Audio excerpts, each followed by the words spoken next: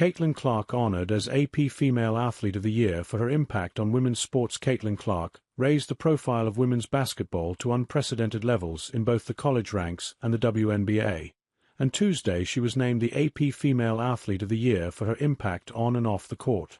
After leading Iowa to the national championship game, Clark was the top pick in the WNBA draft as expected and went on to win Rookie of the Year honors in the league. Fans packed sold-out arenas and millions of television viewers tuned in to follow her journey. Clark's exploits were far-reaching, casting a light on other women's sports leagues along the way. A group of 74 sports journalists from the Associated Press and its members voted on the award. Clark received 35 votes. Olympic gymnast Simone Biles was second with 25, and boxer Imane Khalif was third, getting 4 votes. Clark is only the 4th women's basketball player to be honored as the Female Athlete of the Year since it was first presented in 1931, joining Cheryl Swoops, 1993, Rebecca Lobo, 1995, and Candace Parker, 2008, 2021. I grew up a fan of Candace Parker and the people who came before me, and to be honored in this way is super special and I'm thankful, Clark said in a phone interview. It was a great year for women's basketball and women's sports. Shohei Ohtani won the AP Male Athlete of the Year on Monday for the 3rd time. Clark broke the NCAA Division I career scoring record for both men and women, finishing her career with 3,951 points while guiding Iowa to its 2nd consecutive national championship game. After her Hawkeyes lost to South Carolina for the title, Gamecocks coach Dawn Staley took the mic during her team celebration and said, "I want to personally thank Caitlin Clark for lifting up our sport, for all the success Clark has had and the attention she has brought to women's basketball. She is often the centerpiece of debates and online toxicity towards her and other players in the league." For her part, Clark has disavowed the toxic discourse. Read more. Edwards scores 20 as number 2 South Carolina wins 64th straight at home. Lobo also has been impressed with the way the 22-year-old Clark has handled the pressure and attention that has come her way. "I would say she's navigated it almost flawlessly. She hasn't had any big missteps or misspeaks at a time you're under constant scrutiny," Lobo said. "She's seemed to say and do all the right things. That's just incredible at a time when it's constant attention and scrutiny. She has not done anything to tarnish this sort of mild persona she has."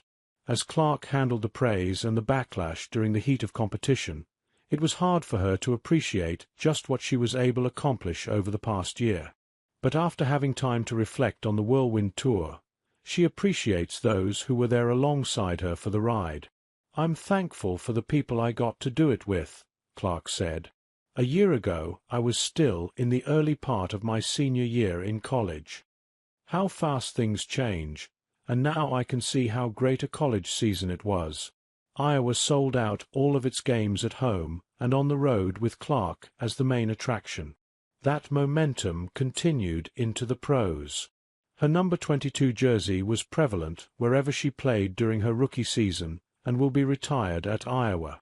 You'd be remiss not to acknowledge how crazy her fan base is and the eyes she gets with everything she does," said Indiana Pacers guard Tyrese Halliburton, who was often spotted courtside at Clark's Indiana Fever games. "It's a different type of popularity. She's one of the most popular athletes in the world. It's not just women's sports anymore. It's really cool to see, and she just handles it with such grace." Clark said she enjoys spending time with fans at games, usually taking a few minutes before and after games to sign autographs. "For me, it's still really fun," she said. "Whether it's 15 seconds or 10 seconds or 5 seconds can be very impactful in a young girl and young boy's life. Seeing the fans going crazy an hour before tip-off, I never take that for granted. That's super cool, and I never want that to go away." Read more. Front row seats to something amazing. The sports world had unforgettable moments in 2024.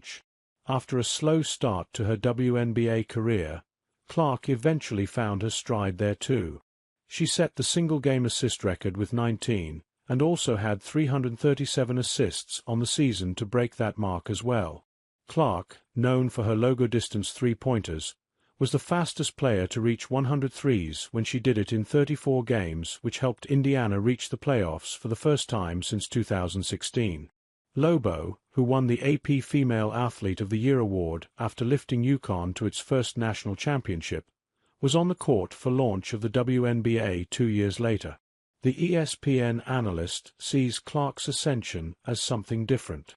She's brought unprecedented attention both in the building, but also viewership to the sport that was worthy of it but didn't have it yet, Lobo said.